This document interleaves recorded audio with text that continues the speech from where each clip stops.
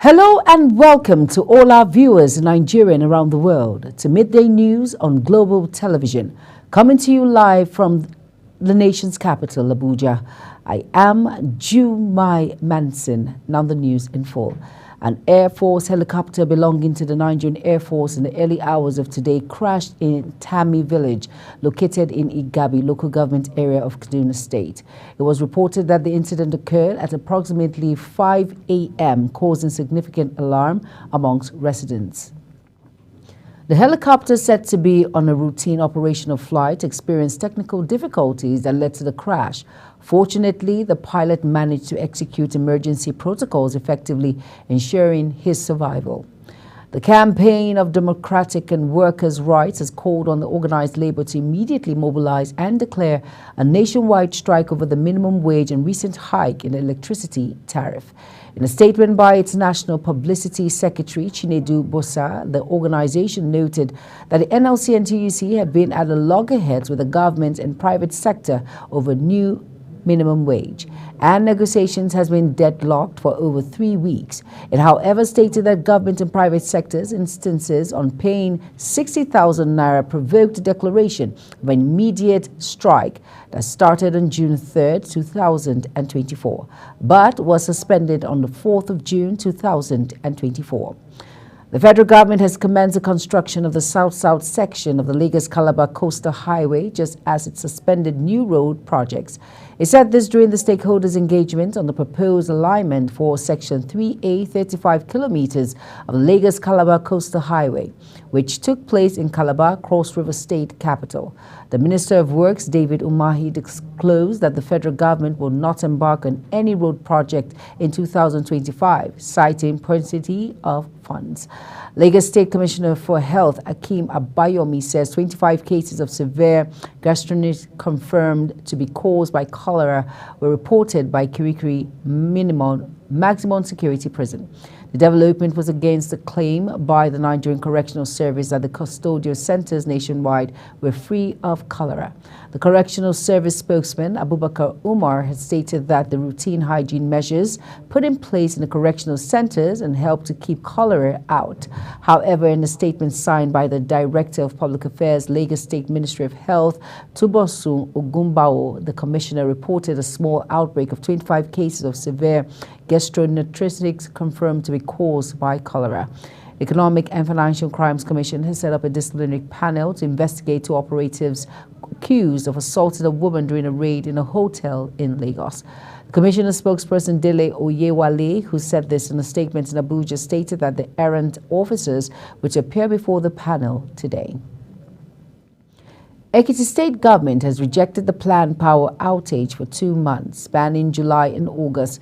Benin Electricity Distribution Company earlier in a circular informed the public, especially its customers in Ekiti and neighboring Ondo State, of this plan. However, Ekiti, in opposing the move, stated that it amounts to an unacceptable economic, financial and social price to be paid by citizens of the state. The government asked for the suspension of such a plan and demanded an emergency meeting with the stakeholders affected, scheduled for Tuesday, July 2nd at Ekiti State Government Secretariat. The Vice-Chancellor of the University of Benin, Professor Lilian Salami, has expressed concern over the devastating impact of the recent 300% electricity tariff hike on Nigerian universities. She lamented the heavy toll on Nigerian universities, insisting that most of the public institutions in the country are on the verge of bankruptcy. Salami, who doubles as the chairman of the Committee of the Vice-Chancellor of Nigerian University, also revealed that the new rate announced by the Nigerian Electricity Regulatory Commission escalated the university's monthly electricity bill from 80 million naira to 280 million naira. The Labour Congress and the Trade Union Congress, alongside experts and stakeholders, had opposed the tariff hike, arguing that it would drive manufacturers out of business, worsen inflation, and stifle small and medium enterprises. Oni of Ife, Adeyeye Ogunwusi, has unveiled a medical facility, the Kuti Health Group, a pioneering healthcare conglomerate dedicated to transforming the landscape of healthcare delivery. with a vision to provide accessible, high-quality medical service globally, fostering well-being and medical excellence within communities. The facility, scheduled to be open for public use today, will be launched officially on July 5th and 6th, 2024 in Lagos State. You're watching Midday News, coming to you live from Nigeria's capital, Abuja. We are on Star Times, channel 276. Kindly follow us on all social media platforms by using the Global TV and other handles now showing on your screen. When Midday News returns, Senate resumes probe as Accountant General of the Federation submits their 13 trillion naira loan documents. This and other more stories coming right after this break. Do stay with us.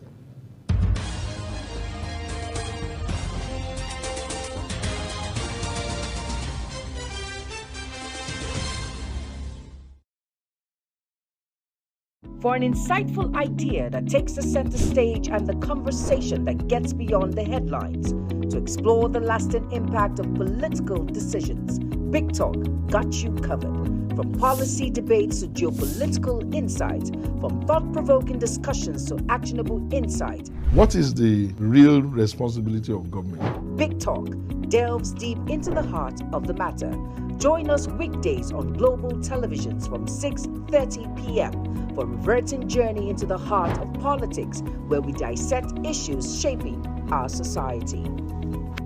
With every government and introduction of new policies, businesses of all kinds and sizes seize the opportunity to evolve and redefine themselves. Business Point on global television is where we follow the money and put the facts and figures right in front of you. Watch Business Point every Monday through Friday at 11 a.m. as Kikelamo Okeri tracks all the latest developments across critical sectors. Business Point, this is business. Time check.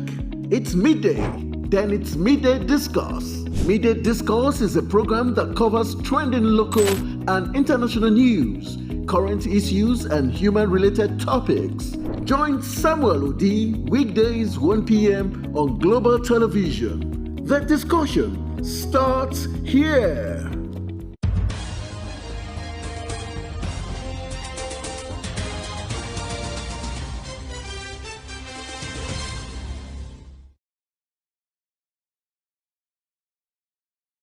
You're welcome back, and if you're just tuning in, this is Global Television, bringing you live broadcasts of Midday News.